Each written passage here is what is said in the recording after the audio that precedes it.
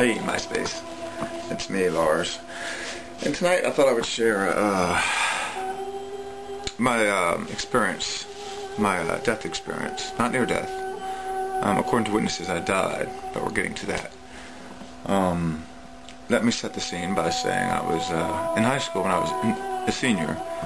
11th and 12th grade, actually. I was very religious. Went to 2 separate churches, 3 actually. An all-black church, an all-white church, and got the best of both.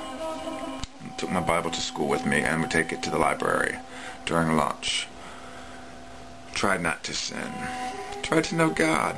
I, of course, was just basically running from who I was and denying my sexuality. But here's the story.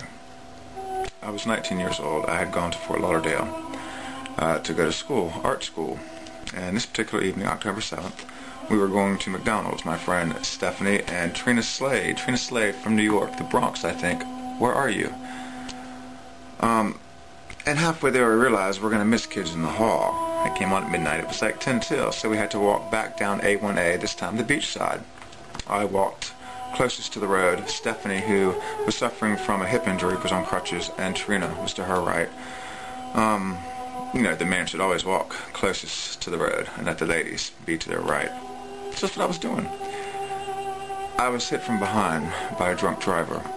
He was going about 45 miles an hour. His name actually is Michael Fabian out of New York, if you know him. Kiss my ass.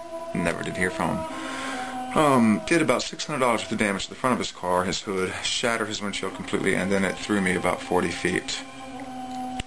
I landed on my back, removing most of the skin from it, fracturing my skull, breaking my collarbone, breaking my hip, and dislocating it. I, of course, was unaware that any of this had happened. I was actually flying. I thought I was dreaming. I was levitating above the street. Didn't see the street at first, but this palm tree, it was blowing in the wind, and it was beautiful. And I remember the wind getting really strong, trying to blow me back.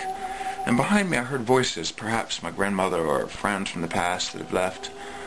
But I didn't look back, but for a second when I did, I saw the moon, or what I thought was the moon. It might have been the light at the end of the tunnel, but I didn't look back again. I grabbed the hold of the palm tree, holding on, so that I wouldn't get sucked back into whatever it was. And then everything got calm. The wind stopped. The voices stopped. I felt very much at peace the whole time. Even when the wind was blowing, I wasn't afraid. It was comforting. You know, I was wanted there. Peaceful. Nothing. Just dreaming. Flying. And then I looked down. I looked down. There were maybe 60 or 70 people in a circle. And there was a body laying in the middle. And I looked back up, and the sky was amazing. There was no stress. There was no fear, no worry. But something was happening down here that concerned me. I don't know, the lights, you know, the people. And as soon as I focused again on it, I dropped about 20 feet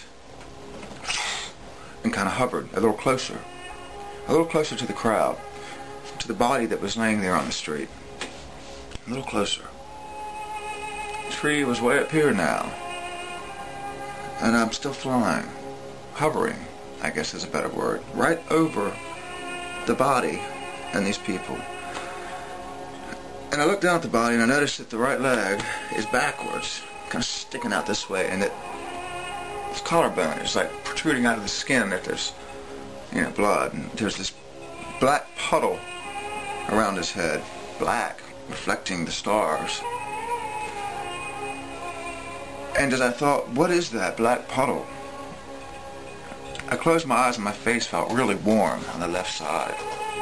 Yeah, like really warm, and I opened my eyes and saw asphalt and realized it was blood, and the guy on the street was me. And I remember trying to get up. This leg was backwards, and I couldn't move it, and the people were all kind of screaming and making noise, and one man stepped over. Long hair, beard, thought he was drunk. Breath smelled like alcohol or wine. Blue eyes. You know, looked like Jesus. Stepped in and held me down and said, "You can't move, you've been injured. They'll be here shortly." Nobody else bothered to even try.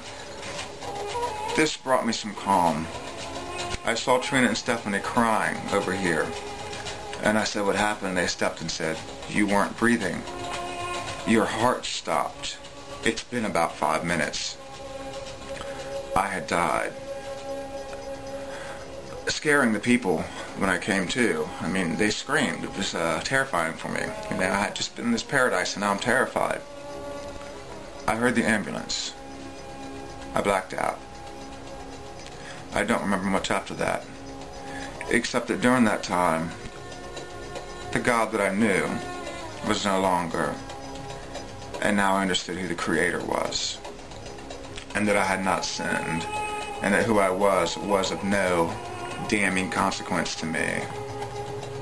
The Creator, God, if you want to call God, God, spoke to me, still speaks to me.